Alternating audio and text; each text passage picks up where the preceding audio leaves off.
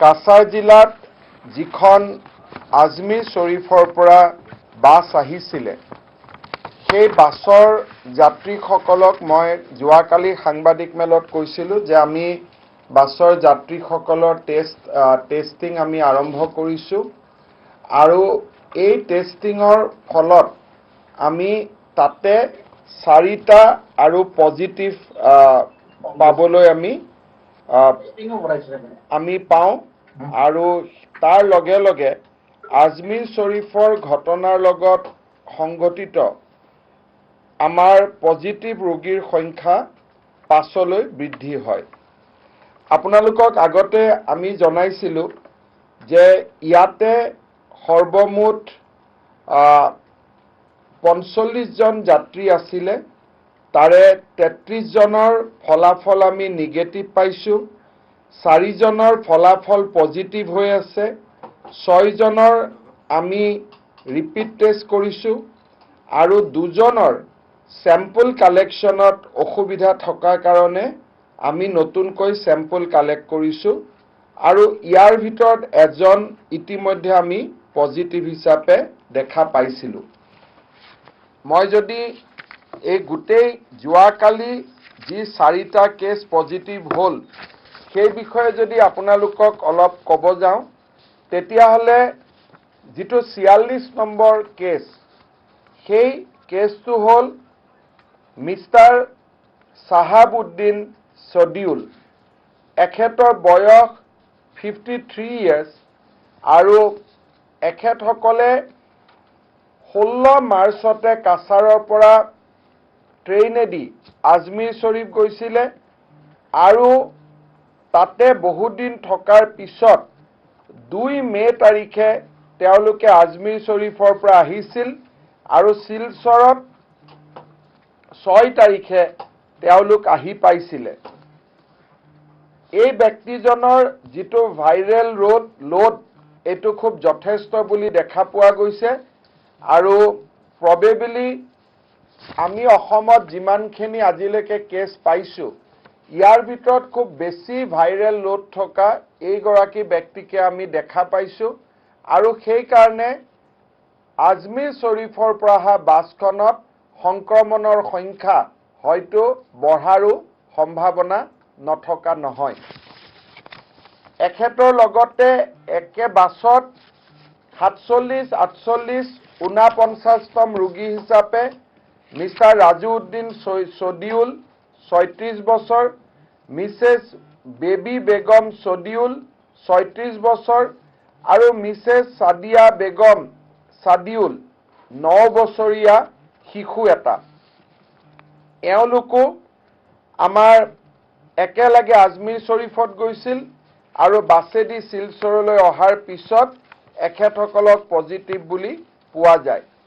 এই 4 গৰাকী ব্যক্তিকে আমি শিলচৰ মেডিকেল কলেজত এডমিশ্যন দিছোঁ, তেওঁলোকৰ চিকিৎসা চলি আছে আৰু বাকী যিকেইটা টেষ্ট সম্পূৰ্ণ হোৱা নাই সেই টেষ্টকেইটা আমি সম্পূৰ্ণ কৰিবৰ বাবে চেষ্টা কৰি আছোঁ। কাছাৰ জিলাৰ উপায়ুক্তই এই লোকসকলৰ যিহেতু লোকসকল ৰাতিপুৱা ঘৰলৈ গৈছিল সেইকাৰণে কাছাৰ জিলাৰ 4খন গাঁৱক দুৰ্গানগৰ part 4, Dayapur part 2, মাখননগৰ, Jirighat, দিদাৰকুছ part 3, মতিনগৰ, বহৰীখান্দি, চাইদাপুৰ, কাজিধৰ আৰু পাঁচধৰ, ৰামনগৰ, তাৰাপুৰ পাৰ্ট 4 আৰু চিৰুকান্দি এই অঞ্চলকেইটাক কণ্টেইনমেণ্ট জোন হিচাপে ঘোষণা কৰিছে। আমি এই ঘটনাৰ লগত জড়িত প্ৰায় 150তকৈও অধিক মানুহক আমি কোৱাৰেণ্টাইন কৰিছোঁ আৰু ডাইৰেক্ট আৰু ইনডাইৰেক্ট 2টা কণ্টেক্ট ট্ৰেচিঙৰ কাম চলি আছে আৰু আমি ভাবোঁ যে যিহেতু এই ব্যক্তিসকলক আমি আজমিৰ শ্বৰীফৰ পৰা আহি পোৱাৰ খুব কম সময়ৰ ভিতৰতে আমি পাবলৈ সক্ষম হৈছোঁ। সেই কাৰণে হয়তো সংক্ৰমণ যাত্ৰীসকলৰ মাজতেই আবদ্ধ হৈ থাকিব পাৰে, সমাজলৈ হয়তো ই নাযাব, তেনেকুৱা এক আশা আমি কৰিছোঁ। কাছাৰ জিলাৰ উপায়ুক্তই এই মুহূৰ্তলৈকে 185 জন ব্যক্তিক কোৱাৰেণ্টাইন কৰিবলগীয়া হৈছে আৰু তেওঁলোক আমাৰ কোৱাৰেণ্টাইন শিবিৰত আছে। এই ঘটনা কাছাৰত ঘটনা ঘটাৰ লগে লগে আমি কালি গুৱাহাটীতো 4টা পজিটিভ কেছ আমি পাওঁ।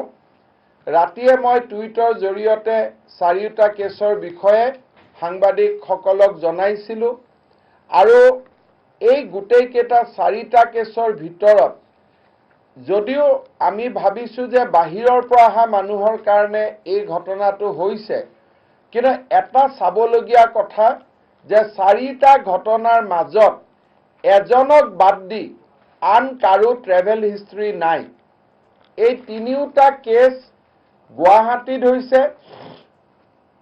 আৰু এই 3টা কেছৰ যদি আমি কন্ট্ৰেক্ট হিষ্ট্ৰী চাব যাওঁ, ট্ৰেভেল হিষ্ট্ৰী চাব যাওঁ, তেতিয়াহ'লে বাহিৰৰ ৰাজ্যৰ লগত এওঁলোকৰ কন্ট্ৰেক্ট হিষ্ট্ৰী বা ট্ৰেভেল হিষ্ট্ৰী দেখা পোৱা নাযায় আৰু তাৰ পৰা এইটো স্পষ্টত ধাৰণা কৰিব পাৰি যে গুৱাহাটী মহানগৰীৰ ভিতৰত সংক্ৰমণ আছে। বাহিৰৰ পৰা লৈ আহিছে তেনেকুৱা নহয়, এই সংক্ৰমণ গুৱাহাটী মহানগৰীৰ ভিতৰতো আছে আৰু সেই কাৰণে মই সদাশয় ৰাইজক কাহ, জ্বৰ আৰু খুব বেছি ডায়েৰিয়া ধৰণৰ যদি লক্ষণ দেখা পোৱা যায়, তেতিয়াহ'লে পোনে পোনে আমাৰ চিকিৎসকসকলৰ লগত যোগাযোগ কৰিবৰ বাবে মই অনুৰোধ জনাম। মই গুৱাহাটীৰ কেছকেইটাৰ বিষয়ে আপোনালোকক ক'ব খুজিছোঁ। প্ৰথমতে এটা দুখ লগা ঘটনা সংঘটিত হয়।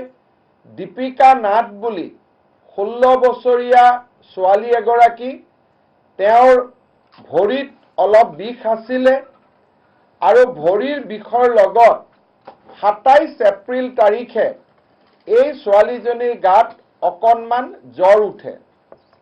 জ্বৰ উঠোৱাৰ পিছত ছোৱালীজনী ESI হস্পিটাল বেলতলাৰ তাতে তেওঁ OPDত যায় আৰু ডক্টৰে তেওঁক এখন প্ৰেছক্ৰিপশ্যন লিখি দিয়ে। পিছত ছোৱালীজনীয়ে নিজৰ আইতাকৰ ঘৰ বি বৰুৱা কেঞ্চাৰ ইনষ্টিটিউটৰ কলনীত আইতাক থাকে, মালতী বাজপুৰ, খুব সম্ভৱ হস্পিটালৰ কাষত থাকিলে চিকিৎসা ভাল হ'ব বুলি ছোৱালীজনী আৰু তেখেতৰ ভনীয়েক দুইটাই আহি বি বৰুৱা কেঞ্চাৰ ইনষ্টিটিউটত দুইজনে আহি পায়। 7 তাৰিখে ৰাতিপুৱা নৰ্মেলি সাৰ পায়, আকৌ ভৰিত বিষৰ কথা কয় আৰু গধূলিলৈকে বমি হোৱাৰ পিছত ছোৱালীজনীৰ মৃত্যু হয়। যেতিয়া মৃত্যুৰ ঘটনা গুৱাহাটী চিকিৎসা মহাবিদ্যালয়ক BBCIৰ পৰা জনোৱা হয়, লক্ষণ দেখা পোৱাৰ পিছত গুৱাহাটী চিকিৎসা মহাবিদ্যালয়ৰ পৰা বি বৰুৱা কেঞ্চাৰ ইনষ্টিটিউটক উপদেশ দিয়া হয় যে এখেতক আপোনালোকে সৎকাৰ কৰোঁতে কোভিডৰ মৃতদেহ সৎকাৰৰ যি নিয়ম সেইখিনি যাতে পালন কৰে আৰু এখেতৰ যাতে চেম্পুল ৰাখি থৈ দিয়ে। মৃতদেহৰ পৰা সংগ্ৰহ কৰা চেম্পুলৰ ভিত্তিত যোৱাকালি ৰাতি তেখেতৰ চেম্পুল পজিটিভ হিচাপে ঘোষিত হয় আৰু তাৰ লগে লগে বি বৰুৱা কেঞ্চাৰ ইনষ্টিটিউটৰ এমপ্লয়িজ কলনী লখৰাত এই ছোৱালীজনীৰ স্থায়ী বাসিন্দা, সেই ঘৰখনত আৰু ESI হস্পিটাল বেলতলাত আমি কণ্টেক্ট ট্ৰেচিঙৰ কাম আৰম্ভ কৰিছোঁ। BBCI ষ্টাফ কোৱাৰ্টাৰক আমি কণ্টেইনমেণ্ট জোন হিচাপে ঘোষণা কৰিছোঁ আৰু ৰাতিপুৱা মই BBCIত গৈ কেনেকৈ কৰ্কট ৰোগীসকলৰ চিকিৎসাও চলি থাকে আৰু সংক্ৰমণো যাতে বৃদ্ধি নহয় তাৰ বিষয়ে চিকিৎসকসকলৰ লগত আলোচনা কৰি আহিছোঁ। আমি অতি দুঃখিত যে এই দীপিকা নাথ বোলা ছোৱালীগৰাকীক জীৱিত সময়ত চিনাক্ত কৰিব নোৱাৰাৰ বাবেই যি প্ৰকৃত চিকিৎসা হয়তো তেখেতে পাব লাগিছিল সেই চিকিৎসাৰ পৰা তেখেত বঞ্চিত হ'বলগীয়া হ'ল। ইয়াৰ পিছত যোৱাকালি নিশা আমাৰ বাবে এটা দুখৰ খবৰ। দুখ এইকাৰণে যে ব্যক্তি এজনৰ পজিটিভ হৈছে সেইটো দুখৰ কথা হয়তো ইমান নহয়, কিন্তু ইয়াৰ ইম্পেক্ট গোটেই গুৱাহাটী চিকিৎসা মহাবিদ্যালয়ৰ ওপৰত পৰে যে গুৱাহাটী চিকিৎসা মহাবিদ্যালয়ৰ মেডিচিন ডিপাৰ্টমেণ্টৰ এজন পোষ্ট গ্ৰেজুৱেট ষ্টুডেণ্ট যি কোভিড স্ক্ৰিনিঙৰ দায়িত্বত আছিলে 4 মে'ৰ পৰা ডক্টৰ লিখিতেশ DS তেখেত দাক্ষিণাত্যৰ এগৰাকী ছাত্ৰ আছিলে। তেখেতক যোৱাকালি ৰাতি গুৱাহাটী চিকিৎসা মহাবিদ্যালয়ে তেওঁ নিজে টেষ্ট দিছিলে, নিজে স্ক্ৰিনিং কৰাইছিলে আৰু তেখেতক পজিটিভ বুলি ঘোষণা কৰা হয়। ডক্টৰ লিখিতেশে 27 এপ্ৰিলৰ পৰাই অলপমান চিমটম দেখুৱাই আছিলে। বিশেষকৈ 30 এপ্ৰিলত তেখেতে গুৱাহাটী চিকিৎসা মহাবিদ্যালয়ত এখন ৱৰ্কশ্বপতো অংশগ্ৰহণ কৰিছিলে। গুৱাহাটী চিকিৎসা মহাবিদ্যালয়ৰ 1 নম্বৰ আৱাসত তেওঁ থাকিছিলে আৰু 5 নম্বৰ আৱাসত কেইবাদিনো খোৱা বোৱা কৰিবৰ কাৰণে তালৈকে গৈছিলে। তাৰ পৰিপ্ৰেক্ষিতত গুৱাহাটী চিকিৎসা মহাবিদ্যালয়ৰ 1 নম্বৰ আৰু 5 নম্বৰ হোষ্টেলটো আমি কণ্টেইনমেণ্ট জোন হিচাপে ঘোষণা কৰিবলগীয়া হৈছে। তাৰ লগে লগে গুৱাহাটী চিকিৎসা মহাবিদ্যালয়ৰ অধীক্ষক ৰমেন তালুকদাৰকে ধৰি প্ৰায় প্ৰশাসনৰ লগত জড়িত কেইবাজনো চিকিৎসকক কোৱাৰেণ্টাইন কৰিবলগীয়া হৈছে আৰু আমাৰ এই গুৱাহাটী চিকিৎসা মহাবিদ্যালয়ৰ লগত জড়িত 3য় আৰু 4ৰ্থ শ্ৰেণীৰ কেইবাজনো কৰ্মীক আমি কোৱাৰেণ্টাইন কৰিবলগীয়া হৈছে। এই এটা কেছৰ বিপৰীতে আমি 386 জন ব্যক্তিক আমি কোৱাৰেণ্টাইন কৰিছোঁ। ব্লাড তেওঁলোকৰ আমি সোৱাব লৈছোঁ আৰু আজি নিশাৰ ভাগলৈকে ৰাতি গভীৰ নিশালৈকে অৰ্থাৎ 12 বজাৰ পিছত এই গোটেইকেইটা টেষ্টৰ ৰিজাল্ট আমি পাম আৰু আমি GMCHৰ কণ্টেক্ট ট্ৰেচিঙৰ সোৱাব টেষ্টক আমি অগ্ৰাধিকাৰ দিছোঁ যাতে এখেতসকলৰ টেষ্ট আমি প্ৰথমতে কৰি আমাৰ ৰোগী বা ৰোগীৰ যিসকল এটেণ্ডেণ্ট আছে তেওঁলোকক যাতে আমি অভয় আৰু আশ্বাস দিব পাৰোঁ। মই পৰৱৰ্তী সময়ত GMCৰ বিষয়ে আৰু অলপ কম। এতিয়া আমি গৈছোঁ আমাৰ যিটো 4ৰ্থ কেছ, গুৱাহাটীৰ যিটো 3য় কেছ, সেই 3য় কেছটো হ'ল আমাৰ খাৰঘুলি পাহাৰৰ আমাৰ GMDয়ে নিৰ্মাণ কৰা পানী টেংকিৰ কাষত বৰদা দাস বুলি এগৰাকী মহিলা, তেখেতৰ অনুৰাধা চিনেমা হলৰ কাষত তেওঁৰ ছোৱালীৰ লগত আছিলে।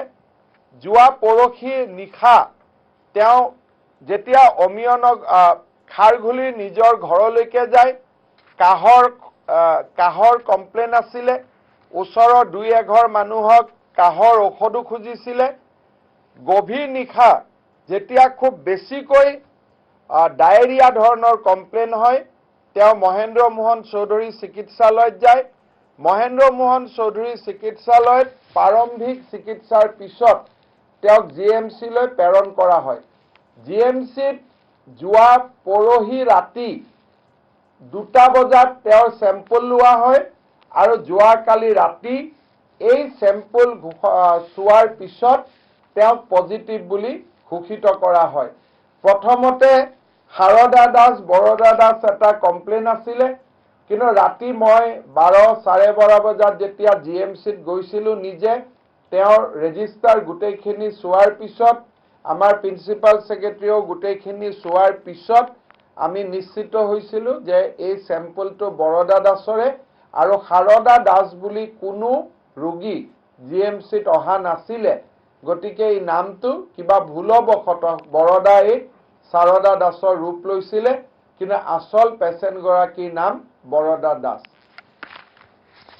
ইয়াৰ পিছত ট্ৰেভেল হিষ্ট্ৰী আৰু কন্ট্ৰেক্ট হিষ্ট্ৰী থকা এটা আমি পেচেণ্ট পাইছিলো তেখেতৰ নাম হ'ল দেৱৰাজ আচাৰ্যজী তেখেত বাইহাটা চাৰিআলিৰ কাষৰ মদনপুৰৰ বাসিন্দা তেওঁ শিলিগুৰিত গৈছিলে মেদিনাপুৰত তেখেতে টাটাৰ কিবা ওৱেৰহাউছত কাম কৰে আৰু তেওঁক মেদিনাপুৰলৈকে কোম্পানীয়ে পঠাইছিলে আৰু মেদিনাপুৰত বহুদিন থকাৰ পিছত তেওঁ নিজৰ গাড়ী দি তেওঁ প্ৰায় 6 তাৰিখে ৰাতি 11 বজাত আহি সৰুসজাই ষ্টেডিয়াম উপস্থিত হয় শ্ৰীৰামপুৰৰ মাজেদি সৰুসজাইত আমি তেওঁ আৰু তেওঁৰ লগত অহা বাকি দুইজন ব্যক্তিৰ আমি স্যাম্পল লওঁ তেওঁৰ লগত অহা দুইজন ব্যক্তিকে নিগেটিভ দেখুৱা হয়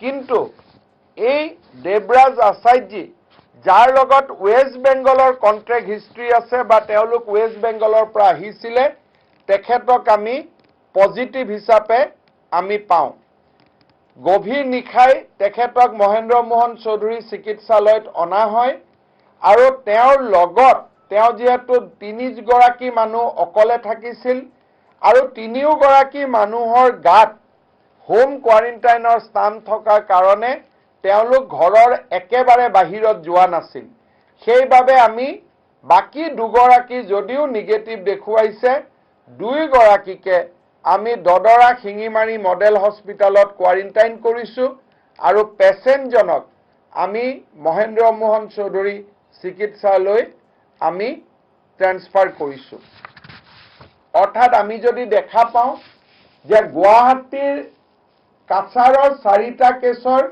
4টাৰে ট্ৰেভেল হিষ্ট্ৰী আছে আজমিৰ শৰীফ গুৱাহাটীৰ বা কামৰূপ অবিভক্ত কামৰূপ জিলা বা যেহেতু সৰুসজাই টেষ্টিং হৈছিলে আমি 4টাই টেকনিক্যালি গুৱাহাটীৰ মেট্ৰো কেছ বুলি ক'ব লাগিব আৰু এই 4টাৰ এগৰাকীৰ ট্ৰেভেল হিষ্ট্ৰী আছে ফ্ৰম শিলিগুৰি বৰ্তমানলৈকে ওয়েষ্ট বেংগলৰ ট্ৰেভেল হিষ্ট্ৰী থকা এজন কোচবিহাৰৰ আমি পজিটিভ পেচেণ্ট পালো এজন আমি মেদিনাপুৰৰ এজন আমি পজিটিভ পেচেণ্ট পালো তাৰ পৰা পশ্চিমবংগটো যে বিভিন্ন জিলাত এই ৰোগে বিয়পিছে তাৰ এটা আভাস দিয়ে কিন্তু বাকি 3জন পেচেণ্ট ডক্টৰ লিখিতেশ বা দীপিকা নাথ বা বৰদা দাস এই সকলৰ কোনো ট্ৰেভেল হিষ্ট্ৰী নাই তাৰ ফলত আমি ধাৰণা কৰিব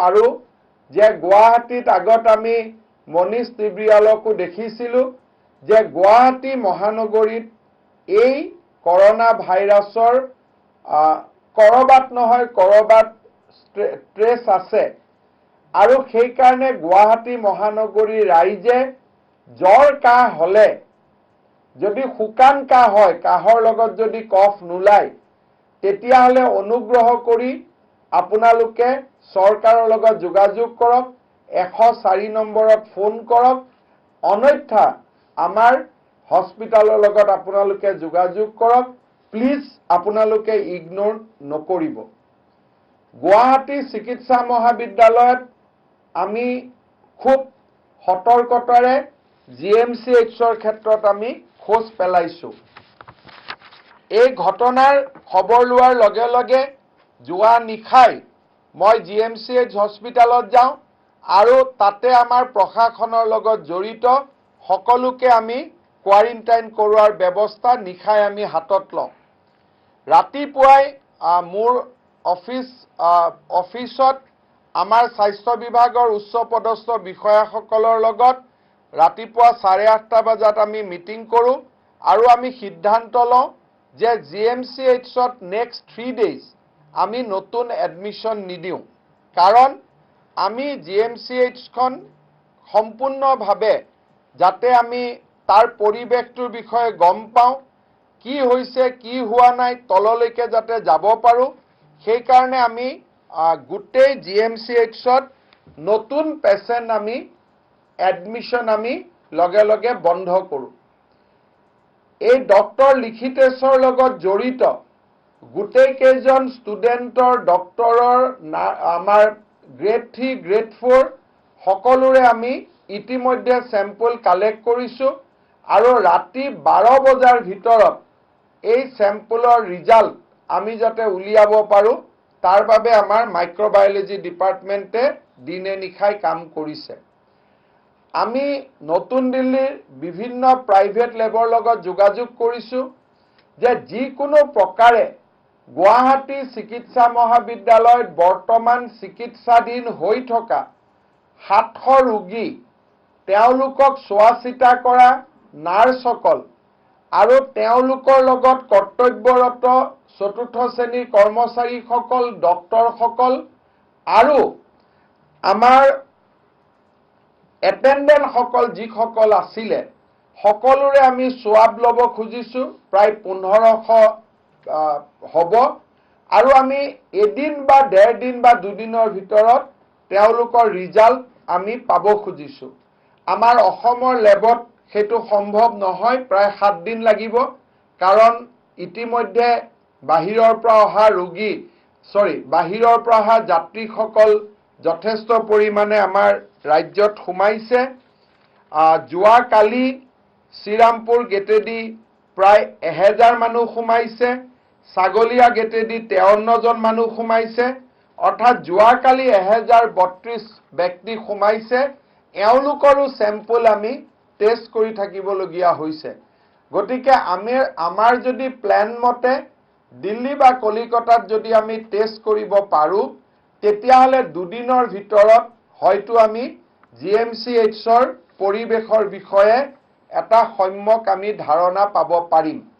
কিন্তু যদি দিল্লী আৰু কলিকতাত আমি চেম্পল পঠিয়াব নোৱাৰোঁ আৰু অসমৰ ভিতৰতে যদি এই টেষ্টখিনি কৰিব লাগে হয়তো আমাক 4 পৰা 5 দিনলৈ সময়ৰ আমাক প্ৰয়োজন হ'ব। আমি যি ধৰণে ক্ষিপ্ৰতাৰে কৰিব পাৰোঁ তাৰ বিষয়ে আমি চেষ্টা অব্যাহত ৰাখিছোঁ। আতংকিত হোৱাৰ প্ৰয়োজন নাই, কাৰণ গোটেইকেইটা কেছ আমি গম পোৱাৰ লগে লগে ইয়াক ট্ৰেছ কৰিব পাৰিছোঁ। ৰোগীৰ পৰিয়ালে সহযোগ কৰিছে, জিলা প্ৰশাসনে ক্ষিপ্ৰতাৰে কাম কৰিছে, স্বাস্থ্য বিভাগে ক্ষিপ্ৰতাৰে কাম কৰিছে। কণ্টেক্ট ট্ৰেচিং আমাৰ 3 ঘণ্টাৰ ভিতৰতে সম্পূৰ্ণ হৈছে। সেইকাৰণে আমি ভাবোঁ যে অধিক সংক্ৰমণৰ পৰা আমি ইয়াক ৰক্ষা কৰিব পাৰিম।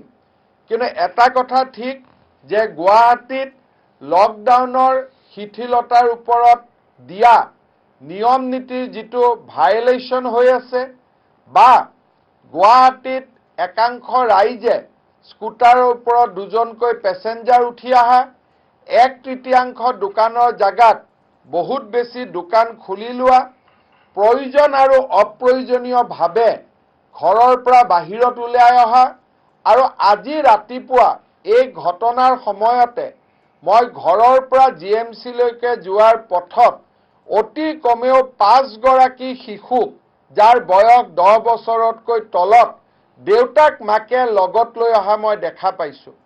যদি দেউতাক মাকে শিশুসকলক এই ধৰণে উলিয়াই লৈ আহে, যদি বয়োজ্যেষ্ঠ ব্যক্তিসকল ঘৰৰ পৰা ওলাই আহে, আমি কৈ থাকিলেও সমস্যাৰ সমাধান নহ'ব। মই সকলো অভিভাৱকক হাতজোৰ কৰি এই সংবাদ মাধ্যমৰ জৰিয়তে অনুৰোধ কৰিছোঁ, শিশুসকলক ঘৰৰ পৰা বাহিৰত ওলাই নানিব। মই ৰাইজকো অনুৰোধ কৰিছোঁ, কোনোবা শিশুক যদি ৰাস্তাত দেখে আপোনালোকে প্ৰশ্ন কৰিব, দেউতাক মাকৰ লগত থাকিলেও প্ৰশ্ন কৰিব, কাৰণ এজন শিশু অকল দেউতাক মাকৰে সম্পদ নহয়, তেওঁ গোটেই দেশৰ ভৱিষ্যত, সমাজৰ ভৱিষ্যত। তেওঁক প্ৰশ্ন কৰাৰ অধিকাৰ আমাৰ সকলোৰে আছে। ঠিক সেইধৰণে 65 বছৰৰ ওপৰ ব্যক্তিক দেখিলে আমি যাতে তেওঁলোকক ঘৰলৈ উভতাই পঠাওঁ তাৰ বিষয়ে আপোনালোকৰ জৰিয়তে গুৱাহাটীবাসী ৰাইজক মই অনুৰোধ কৰিছোঁ। শেষত আমি সৰু এটা ধাৰণা দিব খুজিছোঁ। বহুত ব্যক্তিয়ে ৰাতিপুৱাৰ পৰা মোক কৈছে যে বাহিৰৰ পৰা মানুহ আহিব দিব নালাগে আমি বাহিৰৰ পৰা কাকো আহিব দিয়া নাই কিন্তু অসমৰ ছাত্ৰ ছাত্ৰী অসমৰ সন্তান অসমৰ ল'ৰা ছোৱালীক ৰাজ্যখনলৈ ঘূৰি আহিলে তেওঁলোকক বাধা দিয়াৰ নৈতিক আৰু আইনগত দুইটা অধিকাৰে আমাৰ নাথাকে পৰিবেশৰ লগত মোকাবিলা কৰিব লাগিব সাহসেৰে মোকাবিলা কৰিব লাগিব মই ভাৰতৰ চুকে কোণে যিসকল অসমীয়া ব্যক্তি বাস কৰিছে তেওঁলোকক মই পুনৰ বিনম্ৰতাৰে সৈতে অনুৰোধ কৰিম যে আপোনালোক আহক আপোনালোকৰ মাতৃভূমি কিন্তু আপোনালোকৰ লগত কৰোনা ভাইৰাছ আহিব নালাগে কিন্তু ভাইৰাছ আহিছে নে নাই হেতু আপুনিও গম নাপাব ময়ো গম নাপাম উৰিষ্যাৰ চৰকাৰে উৰিয়া লোকসকলক অনুৰোধ কৰিছে যে উৰিষ্যাখনক ৰক্ষা কৰা আমাৰ সকলোৰে দায়িত্ব সেই কাৰণে আপোনালোকে উৰিষ্যালৈকে নাহিব যতে আছে তাতকে থাকি উৰিষ্যাখনক ৰক্ষা কৰক ময়ো অসমবাসী ৰাইজক অনুৰোধ কৰিম যে আপোনালোক যতে আছে ততে থাকি আপোনালোকে আমাৰ ৰাজ্যখনক এই বিপদৰ পৰা ওলাই অহাত সহায় কৰক কিন্তু যদি আপোনালোকে মাতৃভূমিলৈকে উভতি আহে অহাৰ লগে লগে চৰকাৰৰ নিয়ম নীতিসমূহ পালন কৰক যোৱাকালি সৰুসজাই ষ্টেডিয়ামত তিনিখনকৈ কাজিয়াৰ আমি সন্মুখীন হ'বলগীয়া হৈছে ইয়াত অহাৰ পিছত কোৱাৰেণ্টাইন হ'ব নোখোজে এখন গাড়ী তিনিজন মানুহ আহিব লাগে 7 জনলৈকে গাড়ীত পাঞ্জাপা দি মানুহ আহিছে সেই ধৰণে আহিলে আমাৰ সমস্যা থাকিব গতিকে এই টিভিৰ জৰিয়তে সংবাদ মাধ্যমৰ জৰিয়তে ভাৰতবৰ্ষৰ চুকে কোণে থকা অসমীয়াসকলক মই অনুৰোধ কৰিম যে পৰিস্থিতিৰ গম্ভীৰতা বুজি আপোনালোকে প্ৰয়োজনীয় সিদ্ধান্ত ল'ব সাংবাদিকসকলৰ জ্ঞাতাৰ্থে মই জনাব খোজো যে 6 মেত 281 জন ব্যক্তি আহিছে 7 মেত 522 জন ব্যক্তি আহিছে 8 মেত এই পৰ্যন্ত 176 ব্যক্তি আহিছে শ্ৰীৰামপুৰ গেটেদি ধুবুৰীদি ছাগলীয়া গেটেদি 53 ব্যক্তি এতিয়ালৈকে সোমাইছে আৰু সৰ্বমুঠ 132 গৰাকী ব্যক্তি এতিয়ালৈকে অসমত সোমাইছে ইয়াৰে 704 জন গুৱাহাটীত কোকৰাঝাৰত 126 জন যোৰহাটত 103 জন তেজপুৰত 77 জন আৰু কাছাৰত 22 জন আমাৰ ৰিজনেল কেম্পলৈকে গৈছে এই সংখ্যাৰ ভিতৰত আজমিৰ শৰীফৰ গাড়ীখন আমি এই কাৰণে অন্তৰ্ভুক্ত কৰা নাই কাৰণ তেওঁলোকে অসম চৰকাৰৰ বিনা অনুমতিত অসমত প্ৰৱেশ কৰিছিলে সেই বিষয়ে যোৱাকালি আমি আলোচনা কৰিছো কিন্তু অসমত যি ব্যক্তি আহিছে আমি তেওঁলোকক কোৱাৰেণ্টাইন কৰি টেষ্ট লৈছো টেষ্টৰ ৰিজাল্ট নিগেটিভ হলেহে আমি তেওঁলোকক ঘৰত যোৱাৰ বাবে আমি প্ৰটোকল বনাইছো আমি সকলোৱে এই ৰিজনেল স্ক্ৰিনিং সেন্টাৰ বিলাকত আমি নিজে আছো যোৱাকালি আমাৰ কমিশনাৰ হেলথ নিজে কোকৰাঝাৰত আছিল আজি ডাইৰেক্টৰ হেলথ সাৰ্ভিস নিজে কোকৰাঝাৰত ষ্টেচন কৰি আছে আমি দিনে নিখাই সৰুসজাই ষ্টেডিয়ামত অহা যোৱা কৰি আছো যাতে নিয়মৰ শিথিলতা নহয় সেই ধৰণে তেজপুৰ যোৰহাট আৰু কাছাৰতো আমাৰ বিষয়াসকলে যৎপৰোনাস্তি নিয়মৰ মাজেৰে কাম কৰিবলৈ চেষ্টা কৰিছে ৰাইজক মই পেনিক নহবৰ বাবে আহ্বান জনাম কিন্তু যান বাহন আদিৰ ক্ষেত্ৰত চৰকাৰে যদি কিবা নতুন নিয়ম নীতি ঘোষণা কৰে তাক পালন কৰিবৰ বাবে মই আহ্বান জনাম আশা কৰো যে গুৱাহাটীৰ ৰাইজে বিশেষকৈ সহযোগিতা কৰিব আৰু আইএলআই ইনফ্লুয়েঞ্জা লাইক ইলনেস যদি কোনোবাই দেখা পায় বা খুব হঠাতে হোৱা ডায়েৰিয়া আদি যাতে দেখা পায় আমাৰ চিকিৎসকসকলৰ লগত যাতে তৎকালীনভাৱে যোগাযোগ কৰে তাৰ বাবে মই অনুৰোধ জনাম মোৰ ফালৰ পৰা আপোনালোকক এইখিনিয়ে খবৰ দিবলগীয়া আছিল আপোনালোকৰ যদি কিবা প্ৰশ্ন আছে আপোনালোকে কৰিব পাৰে Mr. Minister, can you hear me? Yes. Regarding the doctor from GMCH who has tested positive, was he using PPE kit provided by the government? Yes, he was in the screening from 4th, So from 4th onwards, he was using full PPE kit, but it is now it is appearing that he was infected with the disease prior to 4th. And in that point of time, as he was not in COVID duty, he was in hostel or he was in workshop, it is not mandatory to wear PPE kit in that point of time.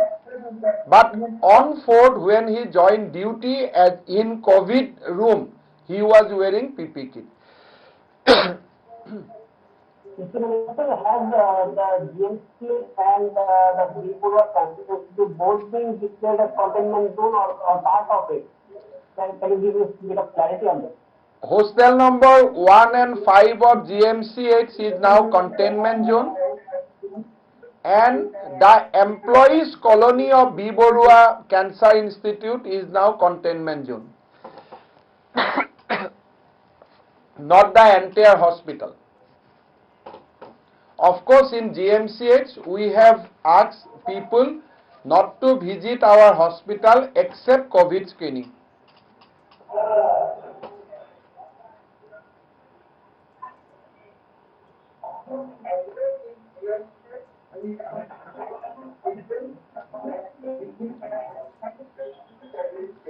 One by one.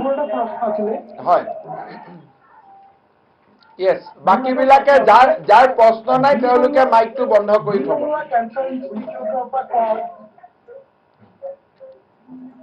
Yes, Jarida. Yes, Jarida, you are audible. বাকি বিলাকে মাইকটো বন্ধ কৰি দিয়ক. আমালে জনাইছে যে তেওঁলোকে এটা সমস্যাৰ সন্মুখীন হৈছে যে তেওঁলোকৰ চিকিৎসা কৰ্মী, নাৰ্ছ, ডক্টৰ আৰু বাকীবিলাক যোনবিলাক ডিউটিত নাছিলে তেওঁলোকক এতিয়া মাতি আনিব বিচাৰিছে কামলে, তেওঁলোকে কৈছে যে ভাড়াতীয়া লেণ্ডলৰ্ডে তেওঁলোকক কোভিড চাৰ্টিফিকেট বিচাৰিছে আৰু কৈছে যে আপোনালোক নাহিব। এতিয়া চৰকাৰৰ ফালৰ পৰা এনেকুৱা লেণ্ডলৰ্ড বিলাকলে ভাড়াতীয়াসকললে এনেকুৱা দিব নেকি যে যদি তেনেকুৱা দৃষ্টিগোচৰ হয় ব্যৱস্থা ল'ব? নহয়, চৰকাৰৰ ষ্টেণ্ডিং নিৰ্দেশ আছে যে স্বাস্থ্যকৰ্মীসকলক কোনো কাৰণতে হাৰাশাস্তি কৰিব নোৱাৰে, আৰু কোনোবা লেণ্ডলৰ্ডে বা কলনীৰ মানুহে যদি স্বাস্থ্যকৰ্মীসকলক হাৰাশাস্তি কৰে, both under Disaster Management Act and Epidemic Control Act, this is a non-bailable offense. এইটো এটা জামিনবিহীন গোচৰ।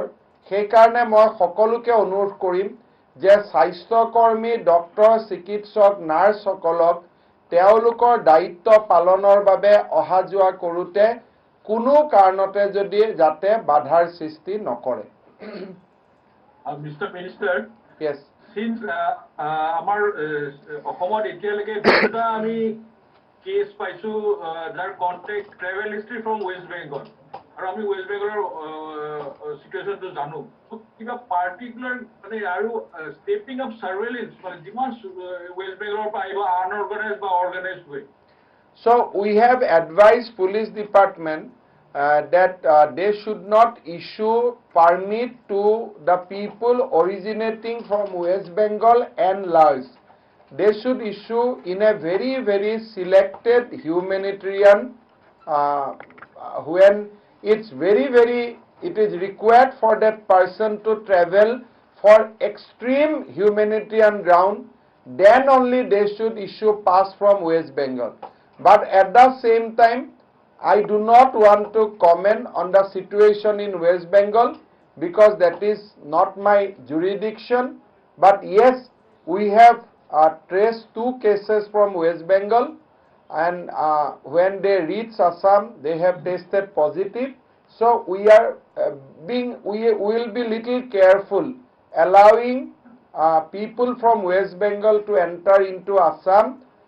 Of course, if there is an extreme human consideration, some kidney patient, they want to come back, or anyway, in every case, there will be some consideration on pure humanitarian ground. Mr. Minister, can you give us a few more details about the patient from Khalguri Hills, Mrs. Baroda Das? Mrs. Baroda Das is a housewife. She was with her daughter in last 2 days before she came to Kharghuli.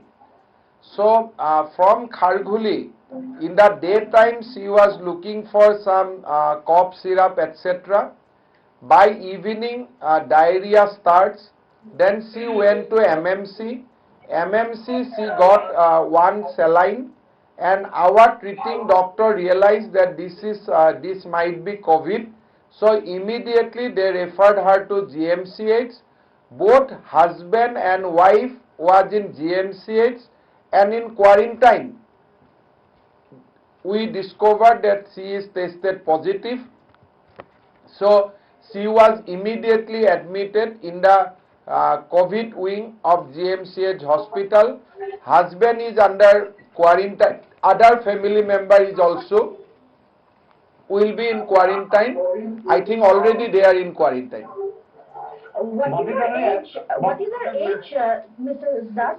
Age? Can you please 50. They are saying 55.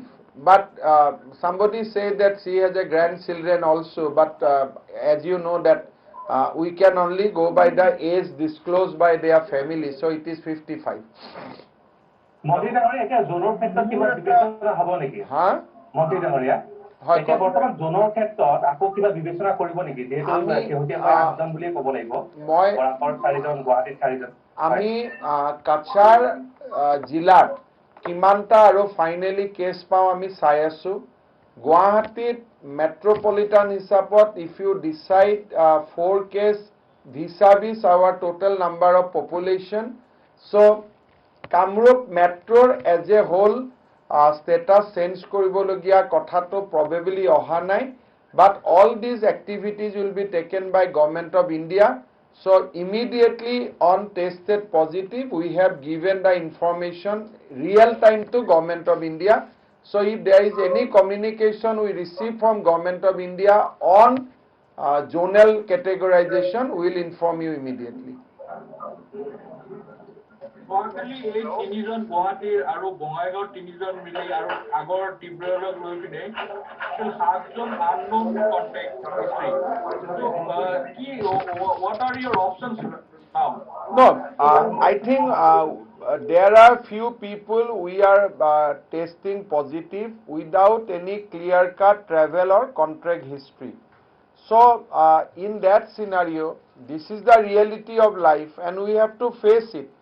And we need to have more and more cooperation from people so that ILI-like infection or SARI case, they brought it into our notice. Ajir pra amar health department or doctor, nurse সকল গাঁৱে গাঁৱে যোৱা আৰম্ভ কৰিছে আৰু home কোৱাৰেণ্টাইনত থকা ব্যক্তি সকলকো আমাৰ আশা MPW জিলা প্ৰশাসনে খুব স্ট্ৰিক্টলি মনিটৰ কৰিব. My only observation is that it is not necessarily that travel history thoka manuhorhe COVID-19 hoise. There are some infection within the state of Assam.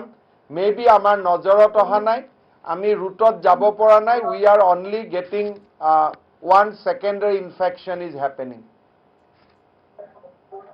গুৱাহাটীত ৰেপিড টেষ্টিংটো বঢ়োৱাৰ ক্ষেত্ৰত চিন্তা কৰিছে নেকি ৰেপিড ৰেণ্ডম চেম্পলিং টেষ্টটো random testing আমি হয়তো কৰিব লাগিব, but not in a kit. We can only collect swab randomly, but we have to test in only laboratory because ICMR has stopped testing by kit. So we can collect sample in a random manner, but test has to be in a lab environment.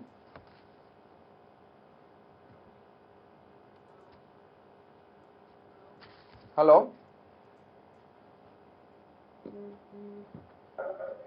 Hello? আপোনাৰ নাম্বাৰটা repeat কৰিব নেকি এতিয়ালৈকে কিমান মানুহ enter কৰিছে নাম্বাৰটো অলপ repeat কৰিব লাগিছিলে শ্ৰীৰামপুৰ গেটেদি 979, ছাগলীয়া গেটেদি 53, total 1032. This is the number.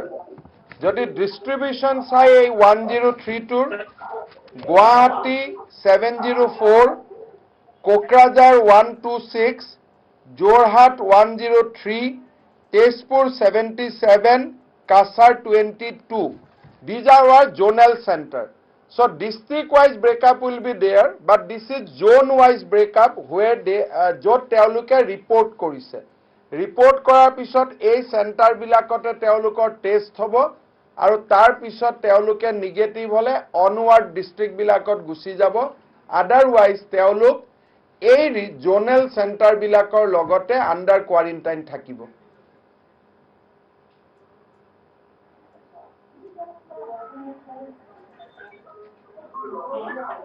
How many doctors have you? You are not audible. যিসকলে প্ৰশ্ন সোধা নাই তেওঁলোকে নিজৰ মাইকটো বন্ধ কৰি থব পাৰে. Yes, Ratnadeep. Ratnadeep, can you repeat? I was asking you, I was asking you that how many senior doctors have you quarantined, as well as how many junior doctors from GMCH, and also the figures from B. Borua Cancer Institute. In B. Borua Cancer Institute, one doctor he reside in Borpeta, so he will be quarantined along with 3 nurses. So in B. Borua, immediate direct contact tracing is less, but in the family, some more quarantine will take place. I think 12 quarantine will take place. So far as GMCH is concerned, we are quarantining 2 professor level faculty, our deputy superintendent, then there are almost good number of postgraduate students and UG students. So it is a mixed bag altogether. Mr. Minister, Yes. With the death of the teenager, can we say that the number of casualty in Assam has increased to 2 regarding COVID-related deaths? I have to, will report it to the central government, but because we have not treated her during her lifetime, so if we test a person on after death and she or he comes out to be positive, what will be their locus standi or categorization, that we will discuss with the government of India. Because we have to find out what is the protocol on this. We will be able to inform you, but anyway government of India will also take notice of it and they will also declare accordingly. But I will be answer you specific question maybe tomorrow. I will consult with government of India. Thank you. Minal, yes. Minal Talukdar.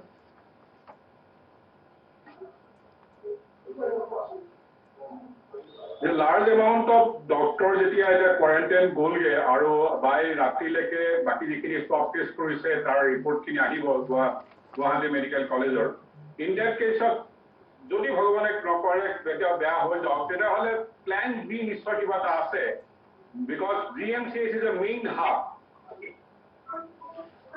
Plan B is that our morale of the doctor is very high.